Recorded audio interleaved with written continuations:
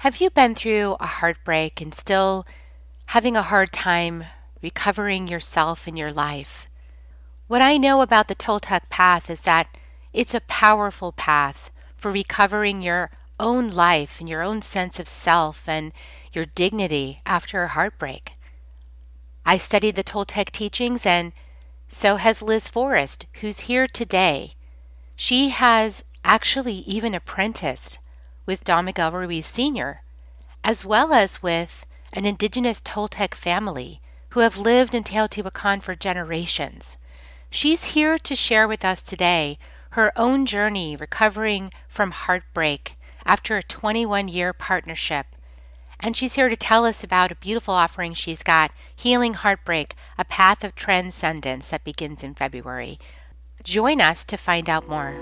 Soul Nectar Show, the Soul Nectar Show. You're invited, delighted to discover who you are. Anything is possible if you believe. So join us on this beautiful journey. Soul Nectar Show. Soul Nectar Show. Before we start this episode, I, Carrie Hummingbird, And I, Akeem Sami. want you to know that You are invited you're invited to join Soul Nectar Tribe. If you like what you hear on Soul Nectar Show, You will love being in person with us in Soul Nectar Tribe. we invite you to check it out. First 30 days is free. Right now, go to carriehummingbird.com, KERRI, hummingbird.com/membership, and sign up. We'll see you at our next tribe gathering. And now, on to the show. Hello and welcome to another episode of Soul Nectar Show, that show where we talk about all things essence, where we gather around the campfire and we share our stories of connection to that which is bigger than us, to the great mystery beyond the veil, to those synchronistic little breadcrumbs that lead us towards this expansion of understanding about who we are and what we're here for and why all this mess is happening in our lives, and what are we going to do with that mess, and what are we going to make of it? Are we going to become the artists of our dream of life, or are we going to, just sort of take the status quo and just kind of try to get through, Wednesday hump day and try to get to TGIF, so it's kind of like, how are you going to live your life? I'm Carrie Hummingbird. I love having these kind of conversations, and I'm so grateful for each and every one of you that is really with me week after week, having these conversations with me, listening and participating and letting it touch your heart. And I'm really grateful for all of you that join us week after week on this show. It just makes me really happy to know that you find value in these conversations, that it touches you in some way, that it opens up a new realization. I love that. And, one of the big things that is going on in the world today, and I don't know what's going on for all of you, but one of the things that I see in the world, certainly in my own evolution, my own process, was that big times of big change often stir up this path to let go of what you thought you were and to open up a whole new potential in your field that could be way more fulfilling than anything you've experienced up until now if you were courageous enough to just follow that call into the wild, into the unknown space, into the place where you're just, gosh, what's in that unknown void, darkness, shadow with some light over there? What's over there? Like, what's in the forest? I want to walk in there. I want to walk into the jungle. I don't know what's in there. Is there some big thing that's going to eat me alive? Or is there like some beautiful blessing that's going to be found at the other side of that rainbow over there? And if you don't take the journey, you'll never actually find out. And I understand, though, it's like really hard sometimes to take that journey into the new space, especially if that journey you're taking is taking you away from a beloved person in your life that you thought, I was going to be on the front porch at 80 years old, rocking in a rocking chair next to this person. And then all of a sudden that's taken away from you because you don't see that vision anymore, or it just doesn't fit. And there's something beckoning you towards something greater about yourself that you haven't even discovered yet. How do you make that call? How do you decide? Is this my ego resisting love? Is this my ego causing trouble for me and ruining this relationship? Or is this my soul beckoning me towards a new adventure? Sometimes it's hard to make that decision because we really do care about the people in our lives. We care about them and the relationship we've had with them and how much they've meant to us up until now. I certainly understand that. I've been through that letting go process, and it takes a long time to let go of somebody that you really love. It takes forever, it seems like. But you can do it with grace. And we're going to have a talk about that today with my good friend, Liz Forrest. Welcome, Liz. Hi, Carrie. So good to be here and see you again. I'm so grateful to see you. Last time I saw Liz Forrest, we were learning how to lead groups across the fire in Firewalk training school. We were walking on fire, Carrie. You and I walked think on about a whole 7 days straight. 7 days straight. Long fires too. We were working with a wood that stuck to the bottom of your foot if you weren't careful. So we had a lot of fun down there in Mexico in Firewalk training school with Heather Ashmara. So beautiful, beautiful teachings. Well, let me tell you a little bit about Liz, because, besides just that I know her and she's awesome, I should probably let you know a little bit more about her. So Liz is actually a Toltec teacher. She's been teaching Toltec for over 2 decades, as she has learned them through her guides. And she was first introduced by the Toltec master, Don Miguel Ruiz Snr, who we all know is the author of the 4 Agreements. And you know that I love that book, and I'm always telling everybody here, read that book, like at least 30 times front to back. It's pretty amazing. Reprogram your brains with the book. And Liz has studied with one of his students, Bernadette Vigil, who was a first apprentice. And she's the author of The Mastery of Awareness. And so mastery of awareness is a key teaching of the Toltec practices. And Liz has also studied since with many other teachers, certifications, all these beautiful things that lead power journeys and all the stuff. I'll put all the details in the show notes so you can find out way more details about Liz and her background. But she's also studied, and this is really important to me, with an indigenous Toltec family who've lived in Teotihuacan for generations. And this is such a beautiful gift when you can, as a Western person, when you can study with an indigenous person that is, not to say there's anything about people that are in the limelight, because people in the limelight are messengers and they're doing such a great service by being in the limelight and sharing their wisdom with us. And there's people that just practice this as their lives, and they're usually extremely humble people who just want to help. And it's such a blessing. Liz has been able to study in an apprenticeship with Valentin Cervantes in the family for like 2 decades, more than 2 decades. What a gift to really get an embodiment of Toltec wisdom.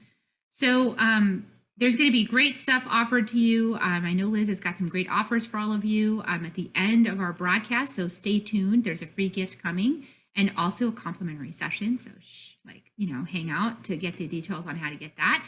But in the meantime, Liz, tell us about how you started your journey, because by the time I met you, you'd already had quite a lot of wisdom Toltec training even before I met you. And that was, 5 years ago or something, maybe more, maybe 7. Time passes really fast. I don't know how long ago it was. So tell us about, your beginnings of your journey. Thanks, Carrie. It was actually 2014. You and I were walking on fire for a week. How could I forget? Yeah, time. It's an interesting concept, but it's very easy to lose the track of how long things were. Everything's a couple of years ago to me now, so I understand. I first want to say what you mentioned about Valentin Cervantes, and yes, I just so resonate with what you shared there, to have the great honor and blessing. And I don't know how to describe it really, because it feels so much more than that, to be invited into an indigenous family over time. It wasn't like I showed up at the door and said, hey, I want to learn. No, it was over time, and through my own teacher, Bernadette Vigil, that I was introduced to Valentin Cervantes in particular. And I also, as a Western person, glad you brought that into, Carrie, I also want to emphasize that permission is required to pass on the teachings and the ceremonies that I've been initiated into at different levels. And so that's a really important piece that I always like to emphasize whenever I'm doing any talks and in my classes that I have, my workshops and classes and different things that I offer, that permission is necessary to receive before we do anything. And so, and that has been true. Again, I'm very blessed to have been initiated, taught, trained, guided, and given permission to pass it on. And as you also said, just to help. It's like an open door of help. And so I'm very grateful. Yeah, it's so important, isn't it, to honor the Indigenous wisdom by asking, by really studying with Indigenous people directly and then asking permission to share the things that you learn. And that has been a journey for me as well. So I get so enthusiastic about sharing with people things that help me heal. And so I understand anybody that's listening who feels the same, like, oh my gosh, I learned so many things. I want to just share it with more people so they can be also blessed. And yes, and there's also right relationship and timing and like what you're sharing and how you're sharing it. And, getting the permission in the form of some initiation or some, there's stages of learning that they want to be sure that you've got like this piece in place and then that piece is set right and everything, the foundation is correct. So when you're transmitting the information, it's actually accurate. And I've had to learn that, it's taken me a while, but I've gotten to that place to be able to teach the Incan teachings, for example, with a guide. I'm not alone teaching that. I have Indigenous people helping me because I know I'm new. And it's really, the Indigenous thinking is so different than Western thinking. So it's really important we take the time to decondition before we step into that path. Yes, I absolutely agree with you, Carrie. And take it a step further, I would say not only permission, certainly permission, but before that is, and I think I already said this just a minute ago, is it's earned. The permission is earned and not expected. And I really relate to what you're saying about how, the Indigenous people, they pass on their wisdom in a very different way. And sometimes us Westerners, we like to move quick. That's certainly been my experience in my life. We want it all now. And we sometimes we're impatient. And yeah, I know I can do this. And really that is more of the ego rather than the soul in my opinion, that's what drags us along in that direction. And so a lot of times it is about sitting, being patient, waiting, and earning that permission to pass on whatever it is that we are being taught in the moment. And so that's been a really huge teaching for me, is to just wait, be patient, be aware, just be quiet, just observe. Yeah. And like there's no rush, like the ego definitely feels that there's a rush. I mean, I have impatience in my gene keys chart. And so anybody who also has impatience, it might be in your chart. I don't know. It could be a Western thing too. But I do. And I like, my brain wants to know, first you take the primary education and then you get the secondary education, then you get graduated and then this happens. And then you can graduate with honors, right? We have this whole system that's all predictable. And the wild way is not that. The wild way is, have you actually learned the lesson? Is it embodied? Like, did you actually embody these teachings to now it's a way of life? Then you can move to the next place. And there isn't really somebody that can guide you for some of this stuff. You've got to work direct with spirit. So, and that part freaks out a lot of Western people, I think. So, yeah, that's really beautiful. Yeah, work directly with spirit. Deepen that connection with yourself. Yeah, absolutely. Yeah. And I was a quester from a very young age as a child. I was raised in a family with no religious or spiritual direction. And so, maybe other people out there can relate to that. And so, I mean, as a really little girl, 5, 6 years old, I was wanting to go to the Catholic Church with the neighbors. And I was very interested and wanting to know what was beyond this that we were living day to day. And that continued throughout it's continuing and continued, through my teen years and into my early 20s. And I studied a lot of different paths, and some were, very organized religion, and some more spiritual, and some, moving into the new age teachings at that time. And it always felt like at a point I would have to leave the group because somebody was excluded. There was something that I would have to I couldn't accept, because there was some part that was not resonating with me, because all of a sudden there was an exclusion of a certain percentage of people because they weren't doing something that wasn't accepted. And when I discovered the Toltec Teachings, which was in 1988 with Don Miguel Ruiz, in a very, very small interaction, when I came to Santa Fe to go to healing arts school. That's what I thought I was coming to Santa Fe, New Mexico for, was to go to school for a couple of years and learn about healing arts. Little did you know you were going to start a whole life path. And I did that, and then I met Don Miguel Ruiz Snr at that time, and and the whole trajectory went in another direction. And I really resonated with his energy right off. He spoke no English, I spoke no Spanish at the time. It was his energy that really, it was, that kind of energy that you just want to be around. And so through him, I met one of his first 4 apprentices. She's already been mentioned, Bernadette, a very powerful Nagual woman. And I began apprenticing with her a couple of years later. And my point being that in my first initial introductions to the Toltec community here in New Mexico, I was always alerted to, okay, is there going to come a point when I'm going to have to say, no, I can't stay because not everyone is welcome here. And it never came, and it never came, and it has never come.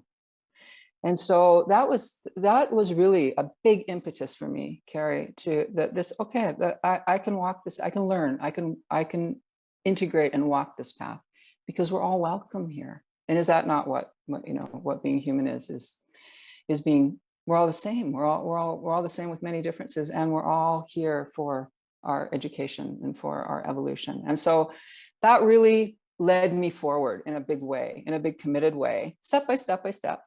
And I was, a baby apprentice for the first couple of years, and then moved on through my apprenticeship for about a decade.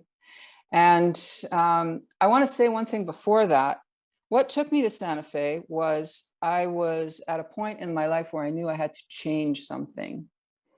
I was really floundering. It was about my mid-20s or so. And I was living in Canada at the time, which is where I'm from.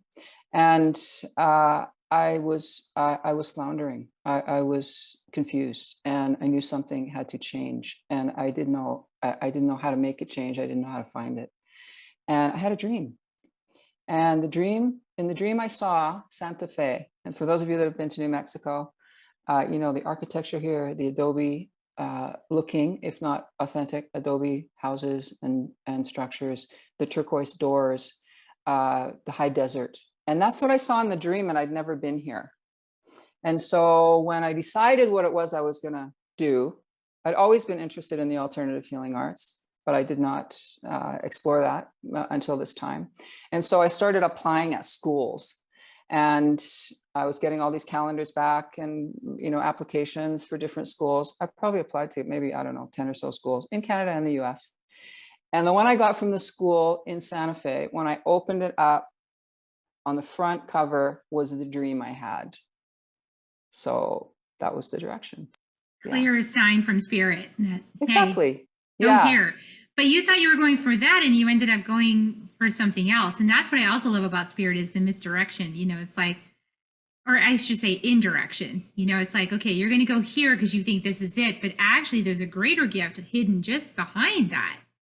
Exactly. And that, the prayer of, Creator, give me the courage to follow the direction, show me the way. That's one thing. That's one part. Please show me the way. And then the next part is, and give me the courage to follow what you're showing me. And that was it. So in a very short time, I had relocated to Santa Fe, New Mexico, from the West Coast of Canada. And yes, my path opened up. I met Don Miguel Ruiz. I met Bernadette Vigil. I met the person who became my life partner for 25 years, and began a lot of really intensive study and immersion into the culture here in New Mexico. And also what happened was I really, in a very short period of time, realized this was my heart home. And I've spent time in New Mexico off and on for the past 30 years, and now have completely relocated here. And that was another resonance that I didn't feel in that way in my young life, even from, the place I was born, which is very beautiful, and I've loved it and I still love it. There was something that happened. There was something that happened when I arrived here that opened me in a way that I hadn't experienced before. And that still continues to this day. There's some, the energetic here and my own energy recognize each other. I don't know what it is, of course. And I don't really need to know. I just know that it's like I thrive here and I feel very well here. And so that happened pretty immediately after I arrived in New Mexico all those many years ago. And so from there, I began to, again, with permission, started to attract people to pass these teachings on.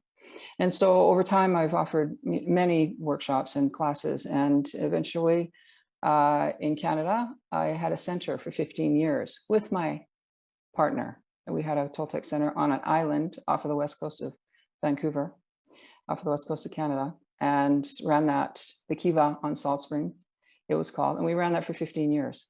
And so had a lot of big events there and invited other teachers. And it was a beautiful chapter of my life and a very powerful and strong community, which is still there and still doing the work. And I'm very connected, even though I'm not in body there anymore, but we still work energetically together.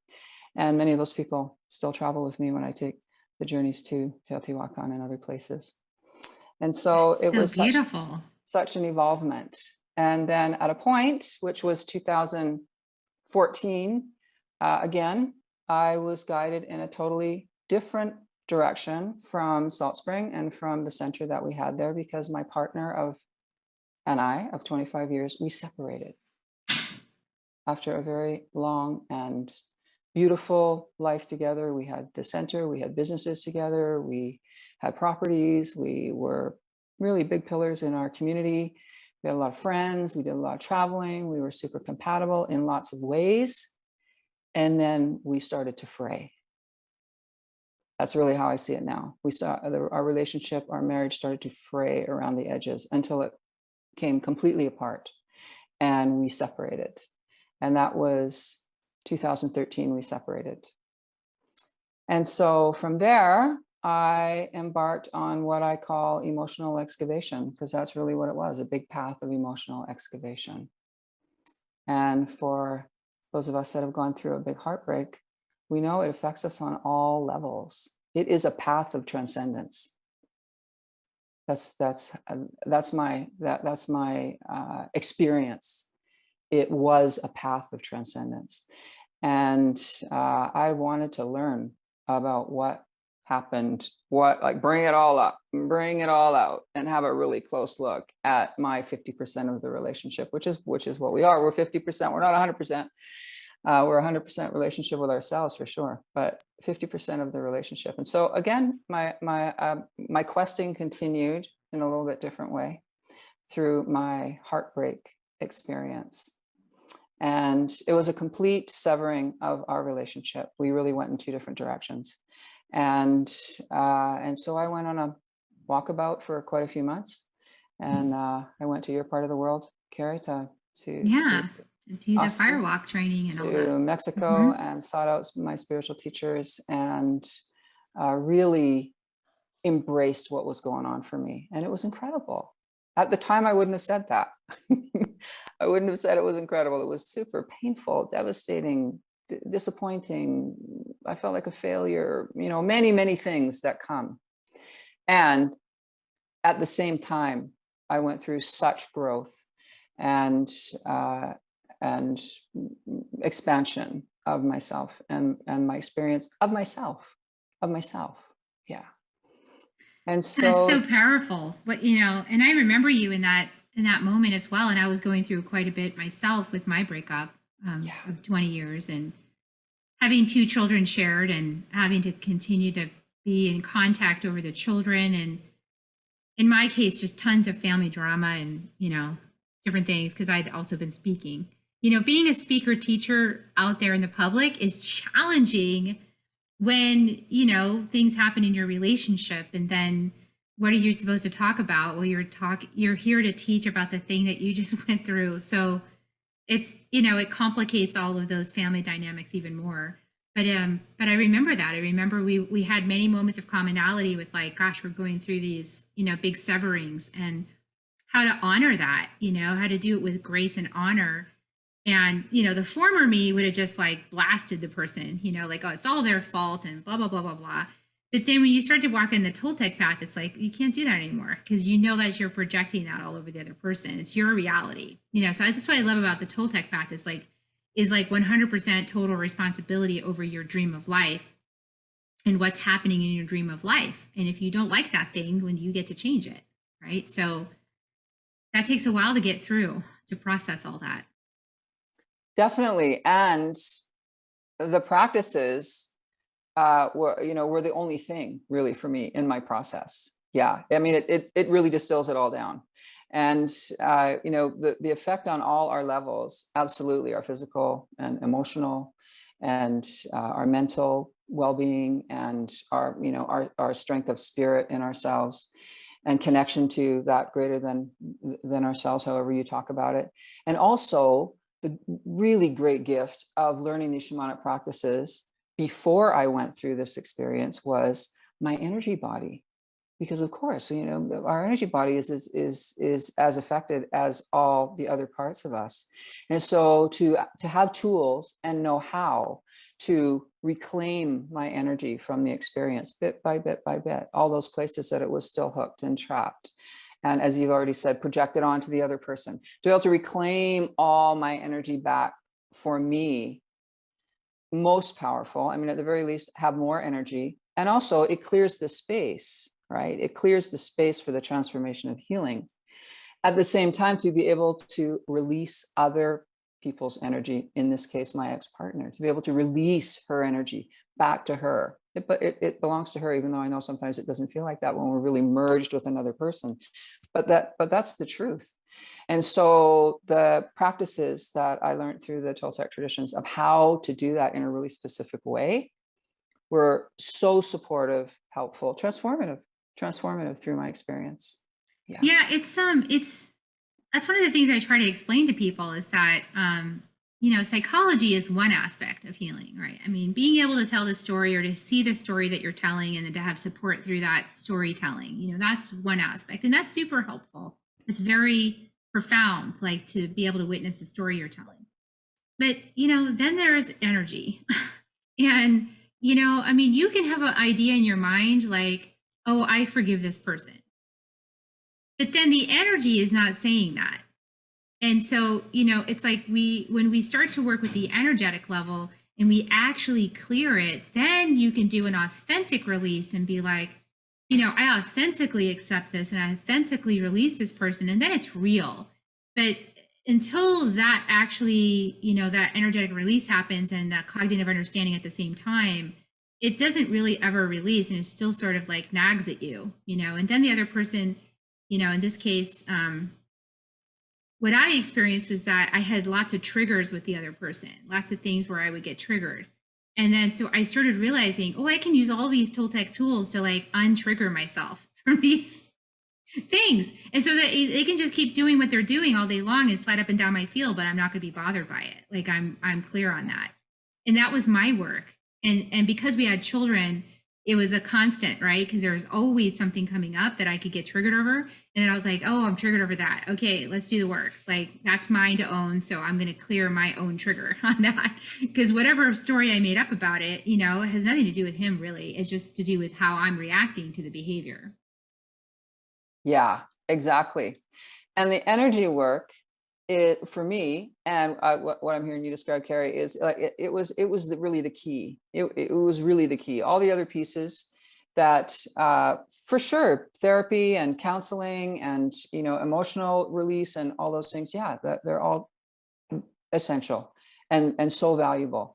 And when you bring in forgiveness, which is a big topic, and it's I know I've experienced a lot of times in spiritual circles and different things and different books about be able to let it go and forgive, and it all sounds really good, but as you already mentioned, you can process that intellectually, and yeah, we want to forgive, and whether wanting to forgive and actually creating the space where that can actually happen is more than one component of us, in my opinion. And forgiveness is again, in my opinion, it's not the goal. it's it's a result. It's a result of working with ourselves and our own healing first, because of course we can't offer anything that we're not holding for ourselves. And so it's a result of deep healing and going through a really devastating experience of heartbreak, which heartbreak, no matter the length of time, no matter how long the relationship, when we feel like our heart has been broken, that's some of the biggest work I think we can do, is to work with ourselves, to heal and reclaim and recover our hearts, our empowerment, and be able to offer the transformation within ourselves. And then, then see what happens down the road, with that being the result of forgiving the other person. And yeah, it's not about being done to. It's a partnership. And so to be able to also release the projection that it's somebody else's fault, because we also know through the Toltec practices that when we're in blame, we're in judgment, that's a depletion of energy. That's not a reclaim or a collection of our energy. It's not a powerful stance. It's a depletion. It's like a slippery slope. You're going to slide down, because anytime you put it outside of yourself, you put it outside of your own control. And when you do that, then you can't do anything with it. You're sort of waiting for the other person to do something, like he should do this or she should do that. And then now you're in a trap, because you're waiting for this other person to agree, and they're probably not going to agree because they don't see it the way you see it.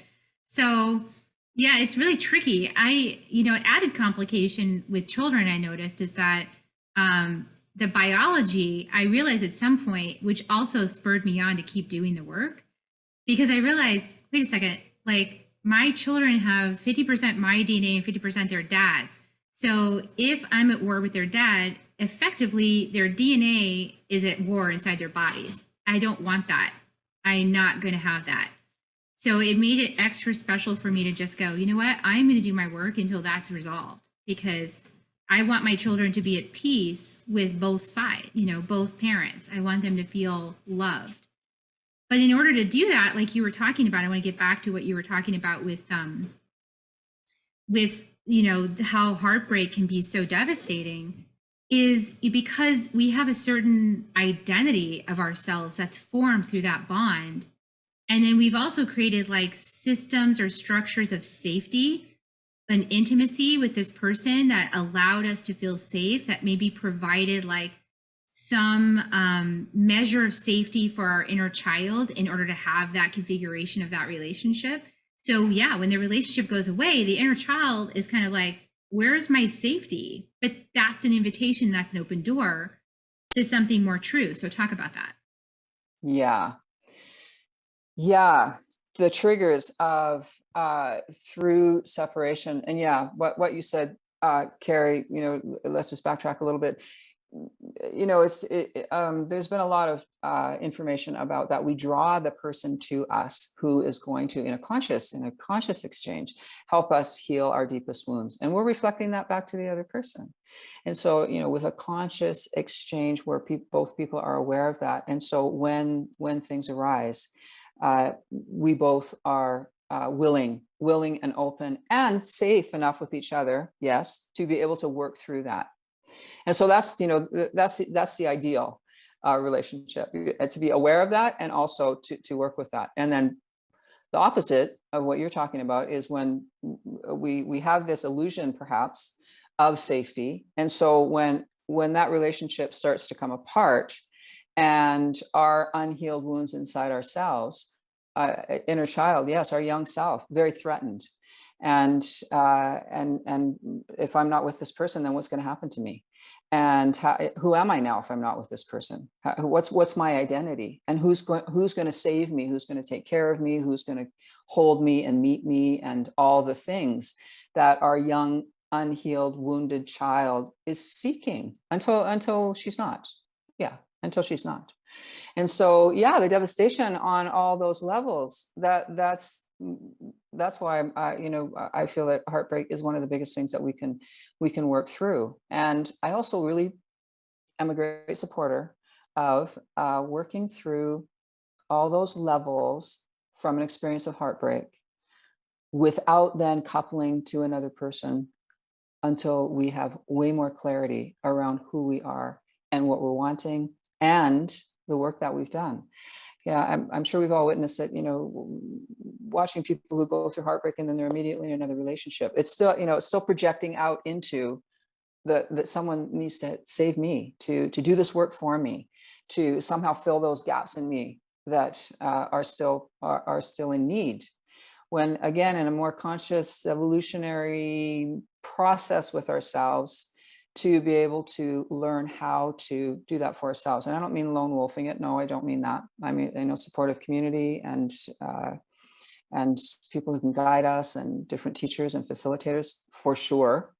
I'm more talking about doing that external projection into where's the next person who's going to bring this to me, instead of me bringing it to myself, for myself. I think when I met you, I was in that part, like I was like, oh, I got to find Mr. Right, because like this thing didn't work and this guy, da da da da da. So I was on the hunt for like the next guy, and I spent 5 years like dating different men, and like it was actually like a really good self discovery process to do that, to do that dating process. It was also filled with heartbreak because of course none of it worked out, those 5 years, it didn't work out at all. But I got to learn so much about myself. So I think it also can be, if you can take it like that, like, oh, this is not going to last, so whatever's happening right now is for my own edification to learn, like what patterns am I snared up in, and just like, because if you're learning from relationship, like I'm a person that likes to learn from relationship, then that gives you a chance to learn with clarity, like that this is just, this is a temporary learning situation. Then you don't get yourself all heartbroken so many times, but I did. But then like, I will say you're right. Like there is some way that if you could be patient about it, you can drop into so much more self-assurance and self-awareness and self-centered, like not in a bad way, but self-centeredness, like centered in yourself, that you're fine no matter what. And until that happens, the real next partner isn't going to show up. And that's what I experienced, that frustration of like, I wasn't there. And then all of a sudden I was there and I let it go. And I was like, well, I'm good. I'm just going to enjoy my life. Forget it. And then 1 month later, a king walked in the door and I was like, oh, there he is. I knew you were coming. I mean, I got the memo that I was supposed to meet you. But even still, we still spent like, for me, I know 5 years in our relationship, I was still confronted by those old demons. I was still confronted by those old things. And I had to discern, this is not my new husband. This is not that. This is an old pattern. Like it's not. And so that level of consciousness that was required was really, really like super conscious awareness of like, oh, honey, this is not yours. This is my stuff. And to be really aware of that and conscious of that in the relationship, to keep the new thing growing and alive, even as the old is still healing and releasing, because there's no timeline. Like how much time does that take? I don't know. I mean, 10 years out now, and I think it's pretty much cleared, but then it could be another whole layer, so you never know when it's going to poke up and like come back out again.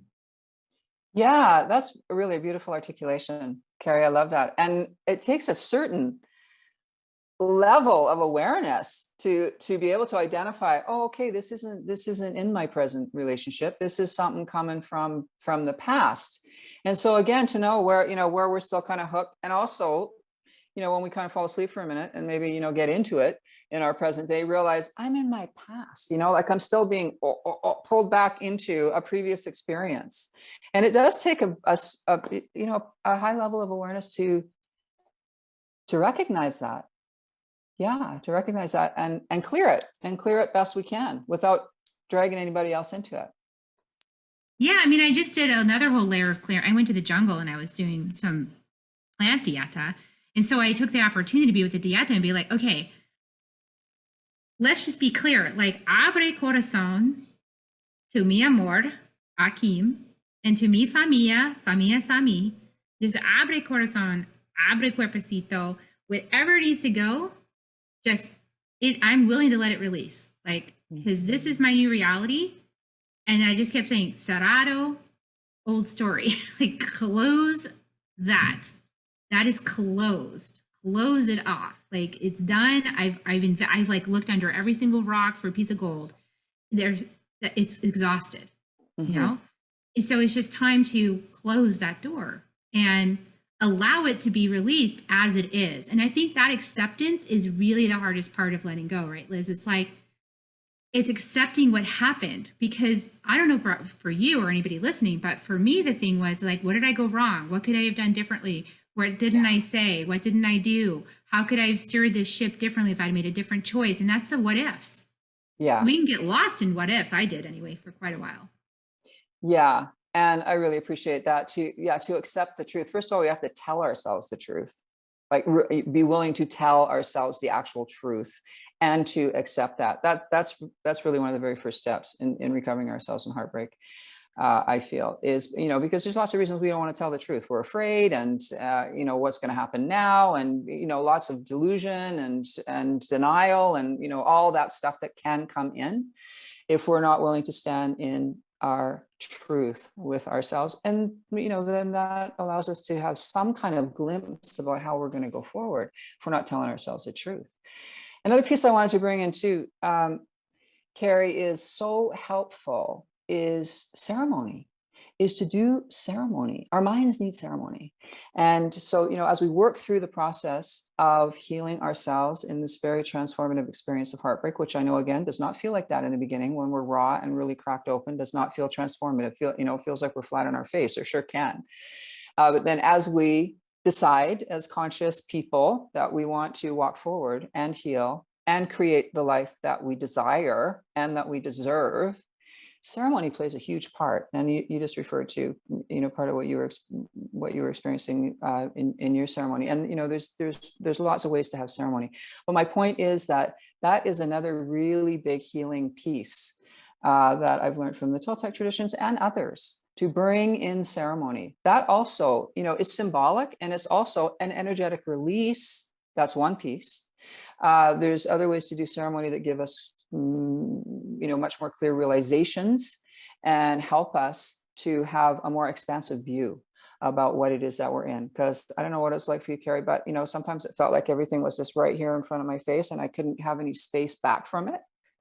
You're nodding and smiling. Yeah. Oh yeah, absolutely. I know that one. Yeah. It's hard to see it when it's that close. Yeah. And it's all you see. It's all you see. And there's other things going on besides that. And so, believe it or not, I know, again, might not feel like that, but if we can expand our perception of the whole picture, of the whole truth, of acceptance, and bringing in the next pieces for our clarity of how to go forward. And I really support, really encourage, really believe in ceremony. And it can be simple, it can be really elaborate, to help our minds have another focus. And also, of course, to help our emotions and feed our energetic body, because that's what ceremony does. Yeah, because our minds think they know what's right.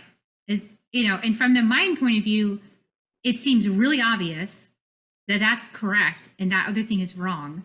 And so that it's really so easy to go into judgment.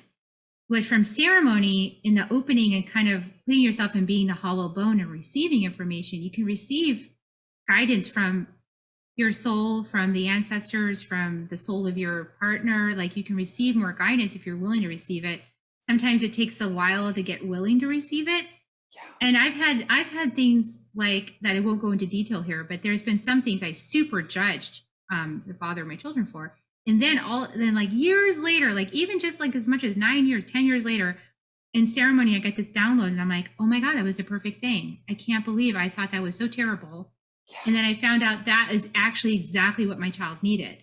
Oh my gosh. And then I was like grateful, and I was like, oh, I'm so sorry I misunderstood. And thank you for sharing, because I'm finally open to hearing from his soul, like why that thing happened. And I was like, oh, well, that actually was a really good choice. Thank you for doing that for my son, for our son, because I was judging you.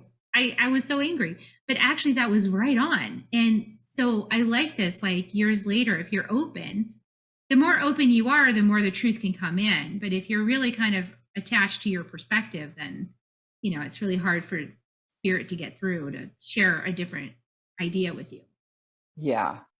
Yeah. And offer a totally different perception, which is what I'm hearing you say. Yeah. Yeah, total reversal. Like, I'm like, oh, I'm so grateful that you stuck to your guns on that, because now that I understand the implications of it, oh, well, thanks. I was kind of judging you. I was actually really judging you, but now I see why. I see the wisdom in it, and I can honor you for the decision you made at the soul level. It didn't make sense at my personality level, but it makes a lot of sense at the soul level. So thank you for sticking to your guns on that and not being swayed by my emotional outbursts. Yeah. Yeah. And also what I can relate to around that, Carrie, is that in the years that have passed since my separation, I also see my ex-partner in a way that I never did before, because of, what we're talking about, is having our own projections all over the place, or, holding a certain opinion or judgment or whatever it is that, we limit our own experience of who this person actually is, or what it is they're doing. And that was such a great example that you gave. I do not have children, so that was not between us. But, as time has passed, it's like, oh, okay. I didn't realize that. I didn't realize that about you. I didn't see you. I didn't actually see you in this context. And so it's a great gift. And it doesn't come immediately. It doesn't, it's not something that comes right away. At least it sure didn't for me. But it's part of, where we started, this path of transcendence. And if we can commit to ourselves on that level, even through something as devastating as heartbreak, there is a broader experience waiting for you. Oh gosh, that's so, so, so true. I love that. Powerful wisdom, Liz. I love this conversation. And I want to invite everybody to check out Liz's offerings. So tell us a little bit about how people can get started with you. I know you have a new course that you're offering, Healing Heartbreak, A Path of Transcendence, that begins early February in 2022.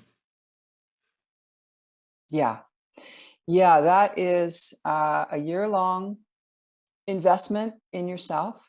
And it is specifically for people who are healing heartbreak. And I did call it a path of transcendence for all the reasons that I've already explained, because I really believe it is.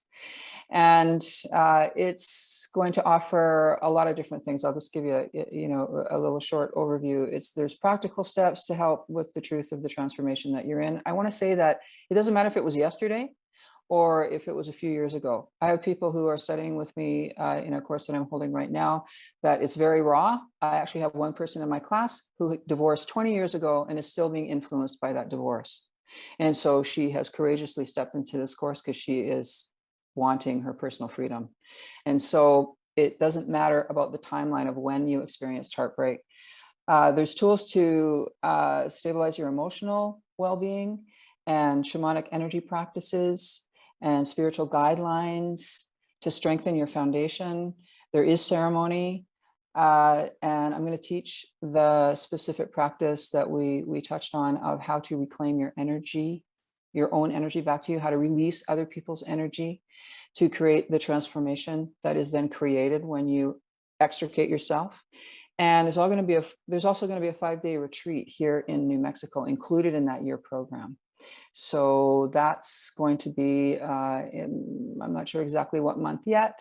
It starts in February. It'll be sometime in the fall that a retreat here will be included to go to the sacred sites, specifically my favorite sites here, to help clear our energy bodies and also receive rejuvenation from the beautiful sacred lands here in New Mexico. So that's a little overview. Oh gosh, that sounds so juicy and delicious. And having been on this path before in terms of like Toltec wisdom and rewiring your life and opening the door to new potential and jumping out of the old ship and like don't know where it's going to go, like take the journey. I mean, take the journey if you're called, if this is really where you're going. Such a beautiful journey, the reawakening of yourself and a you that you probably lost touch with, really early, so you can reawaken that part of you that you thought might have just gotten lost in the jumble of your childhood. And here's another opportunity to awaken this part. And then also like your soul connection. I mean, there's just so much good stuff that can happen from these programs. I feel like I'm case in point. All of you go read Awakening to Me and then go back and listen to this interview. You'll see I'm not the same person I was when I wrote that book. And that was in the first couple years of my transformation. So yeah. Carrie, I just want to say, I remember that when we were together, Yeah. your box of books came. You just received the publication of going from we to me, correct? Yeah, because I published Awakening to Me first, and then I wrote From We to Me. And that From We to Me was like my synopsis of like what happens when you go through divorce and you start dating in midlife and it's so awkward. And you're like, how do I do this? And then it's just, it's such a interesting time of life. And yeah, that was my attempt to provide some guidance from my own messy experience for anybody that was interested. Yeah, absolutely. Well, this is beautiful. And I know that in the show notes, everybody, we do have a link to the free gift in the show notes. And we also have a link to, if you want to book a 30-minute complimentary session with Liz to discuss, how you might work with her. There's actually, you can email her at the Kiva, which is the, and then KIVA @me.com. So that's all available in the show notes. So you can check that out. And I want to just give you an opportunity. Is there anything else you want to share with people before we wrap up the show? I want to say thanks, Carrie, so much. Thank you. It's really great to be with you again. Even though we're on a screen, it's so great. I appreciate your energy so much and all that you're doing, all that you're leading, facilitating, teaching, guiding. I really acknowledge your work. And so thank you. And I'd be so honored to work with anybody who's pulled to this after hearing our conversation today.